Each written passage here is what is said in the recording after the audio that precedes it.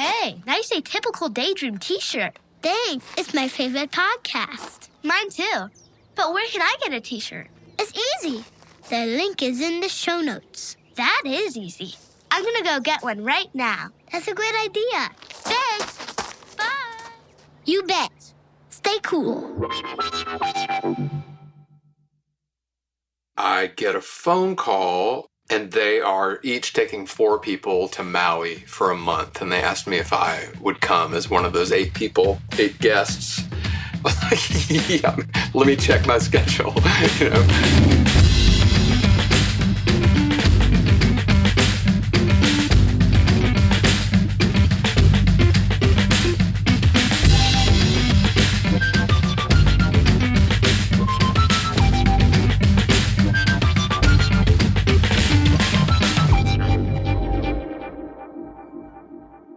Hello, my Atypical Daydreamers. Welcome to the podcast, a place where we explore what it's like when people are far from their routines and comfort zones.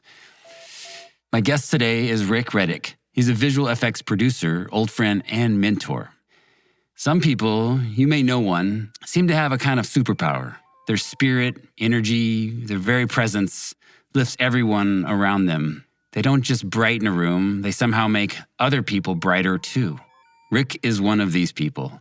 In today's story, Rick takes us back to his younger days, a time when he was searching for purpose, for peace, for a way through. His journey intersects with a legendary person whose presence had a profound impact on how Rick saw the world. And just like that person left a mark on Rick, Rick has left a mark on me, and I suspect many others.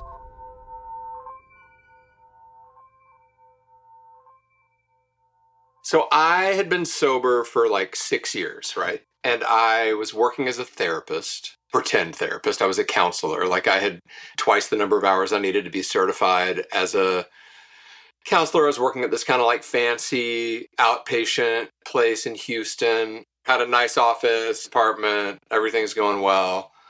I came home from work one day and I'm alone in the house, and I go in my roommate's bedroom and I take a gun out of his bedside table. And I sit with a gun in my mouth trying to pull the trigger for like 3 hours. Cold sweat, shaking, couldn't do it. So mad at myself for being such a pussy for not being able to shoot myself. I had no idea I was depressed. Like I came home from a perfectly good day at work and put a gun in my mouth, tried to pull the trigger for 3 hours and couldn't. And then in my frustration, I took the gun out of my mouth and blew a hole through the wall. David, whose room I was in, forever had holes in all of his shirts because I blasted a hole through that side of his closet. One of our roommates had come home, and the time I'd been in there, his first thought was, oh my God, Rick killed himself. I am super freaked out, don't know what to do. The next day, I go to this place in Arizona called Sierra Tucson to be like hospitalized to like get help, you know what I mean? Like, I don't know what's going on. I'm scared. And it felt like if I didn't get help, I might not survive. You know, I might like, because I was blind to the depth of like kind of my depression or whatever. They kind of do their assessment thing. They want to put me on Prozac. I don't want to go on Prozac. They're like, you had a gun in your mouth 2 days ago. Like, your idiotic idea of like being some puritanical, I'm not taking psych meds. You can't function emotionally. If you take these, it'll take the edge off enough so that you can function and do the work that you need to do to get better or whatever. So I relented, and that place was really amazing. It was super duper duper helpful. There were actually a lot of mental health professional people there. There were some kind of like luminary, like famous, like self-helpy people who were there as patients. During that time, I got to be friends with another guy.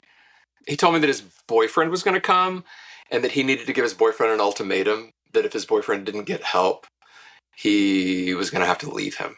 So we kind of together like talked about what he would say, and like we even did like a little role play thing where he would like, you know, say the stuff that he had written to say to me, and I kind of acted like I was the boyfriend. Then the boyfriend comes, and I knew that there was a lot of risk for this guy in giving an ultimatum to the boyfriend, because their lives were really intertwined. And I knew that the boyfriend was some well-known person. And if he said no, fuck off, I'm not getting help, that would result in a huge change in this guy's life who I was talking to. And so, boyfriend comes, it's Elton John.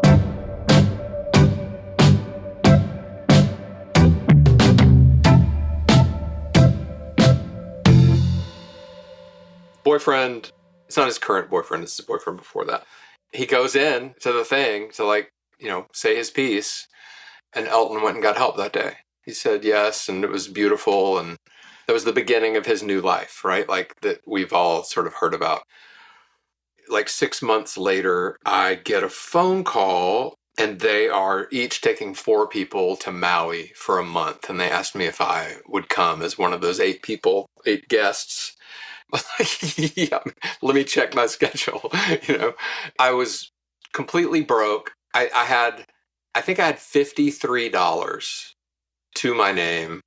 I get there and it's like, it's weird because you're at the Four Seasons in Maui for a month. And we're kind of like a little pod, and we'd go to Haleakala Crater at dawn and kind of concoct. But we got kind of bored. So we're just hanging out, shooting the shit all the time. And I got to know Elton really well. And one of the greatest things that ever happened in that friendship was Elton and I had gone to lunch, and the bill came, and it was $35 for lunch.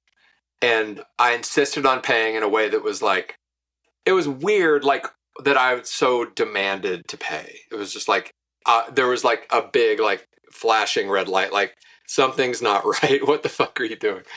My back was really, really, really bad. And they had all been getting massages from this guy whose name was Michael. I don't know why I remember his name. And they're he's the best massage therapist in the history of the world. You have to go. And I hadn't gone, and I'm limping around with a fucked up back. And Elton was why haven't you gone to Michael?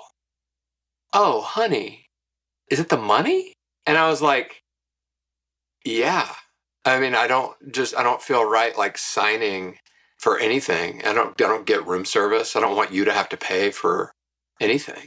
And he got this most tender, kind look on his face, and he goes, I'm spending $250,000 on this trip.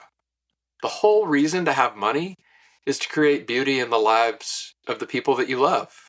You're here because we love you. Go get a massage, go to the gift shop, buy something for your mother. And it was this really beautiful lesson in my not feeling deserving and my really going out of my way to not be ungrateful and not take it for granted, but doing that to a fault, which was kind of absurd. You know what I mean? Obviously I don't have any money. Obviously he does. And it was just this really beautiful thing.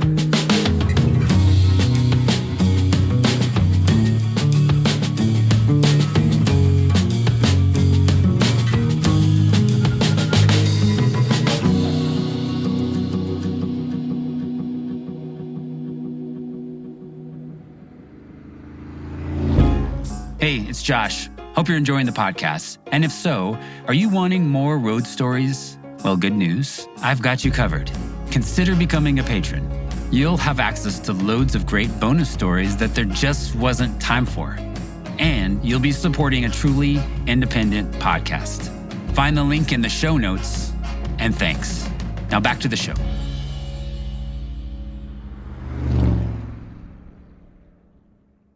Stayed in touch. And then he flew me over for his birthday at a birthday party. It was a long time ago now. He was 44. And so it's this kind of whirlwind of I hadn't been to London since in a long time, since I was probably 15 or 16. I love London. I'm so excited to be there. Part of my kind of near suicide was I had broken up with this girl, and I shouldn't have broken up with her. Someone who I trusted as kind of an advisory person had in a really scolding way said this whole relationship is based in fantasy. It's not healthy. He was wrong. But I did, and it was devastating to me and to her. And she was British and had lived, within blocks of where we were standing. She still had a place there in West London and like Kensington, and we had kind of driven by where that was, and I was like super sad. So when I get to Elton's, I'm trying to not be sad, mopey, depressed person. And so we run in and I say hi to everybody, and he shows me up to my room, and you just don't want to be a mopey person, but like the mopiness comes up. So I was just sad. And I remember, it's so weird. I remember like being disappointed that I got the small room all the way upstairs and like trying not to, like, what is wrong with you? What are you, like, why are you? And like, and it all was kind of spiraling in this kind of like, I'm sad kind of thing. So I mostly just hung out in the house. And that whole trip, I kind of was there. I kind of mopey and sad, and like Elton would be like, hey, I'm gonna go down the street to get some lunch, come with me. And I'd be like, I'm okay.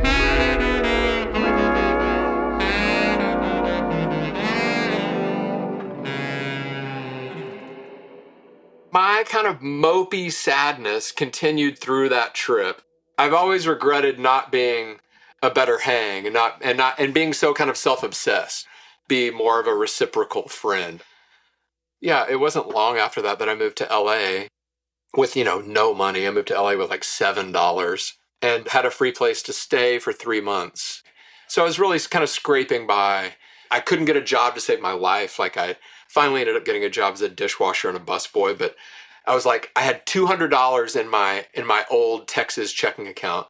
And there was this guy, friend of Elton's, who like ran the Versace store. And so I had become friends with him too. And I always, like when I was an adolescent, growing up in Houston, and being weird and like a little kind of queer leaning or whatever, going to gay bars since I was 14, I always kind of assumed that like the truth was that I was gay. And so, I tried with kind of much zeal for that to be true, and was kind of heartbroken that it wasn't. Like I'm as straight as you can be and still be open to kind of exploration of that stuff. But this guy who ran the Versace store, we had like in London on that birthday party trip, kind of like cuddled up and watched a movie together in his room. And I realized in the middle of that, oh fuck, like this is not kind of cool probably. You know what I mean? Like I'm sending a signal that's not, I'm just like hanging out, snuggled up, watching a movie. And I am kind of sending a message that there's a possibility that we're going to be together and we're not. And then I felt guilty about that. And we never talked about it and whatever. So he was in LA. I call him at the store and I'm like, dude, could I come and cash a check? And he's like, okay. And when I got there, it's the Versace store on Rodeo Drive. I don't know what I was wearing, but it was for sure not what he was wearing. You know what I mean? I think that to him, he was worried about me, right? I'm coming to cash a check for $200. It might have bounced. I don't know. I'd sent that guy messages on Instagram, like, and I've never heard back from him. Like, hey, I think I might have bounced a check to you, 35 years ago. If so, I'd love to pay you back. Hugh and Elton had, in a friendly way, broken up, and we're still friends. And Elton had gotten together with David Furnish, who he's still with, his partner still. I had finally gotten a job, and Elton and David, who I'd never met, were going to come to LA the next morning. I stupidly forgot, whatever, did that dumb like time zone thing. As a late night person, I often call people too late, and I'm like, oh God, it's like 11:30 and people aren't up late. But I did that to them, but it was like 1 a.m. And they were obviously sleeping. I was like, oh my God, I'm so sorry. I just wanted to talk to you and figure out how to get together while you're here. And he's like, no problem. I'll call you when we get there tomorrow. We're so excited to see you. I'm excited for you to meet David. And the next day, my phone got disconnected. And I've never talked to Elton since. Like, it's a wild thing. Like, I don't want to be the person who's like calling the office and is like, no, really, we're friends. And so there are no cell phones. He didn't have a cell phone. I didn't have a cell phone. It's 1991. And I was like, maybe that's it. Maybe that's just like what it was meant to be. It's a weird thing. Like it was this tiny little flash in my life. and a much tinier flash in his. It's obviously way more significant to me than it was to him. In letting go when we lost touch, it felt like the appropriate thing to do, to not kind of like cling and try to stay on the periphery of his life, and to just let it be this beautiful, cool thing that happened that helped maybe both of us. You know what I mean? I think that there are ways in which I was helpful to him during that time in Hawaii, especially, and certainly ways in which he was helpful to me and like taught me all these lessons about my sort of sad, mopey, shoegazy, I'm not leaving the house, I'm going to just sit here and be sad and read People magazine.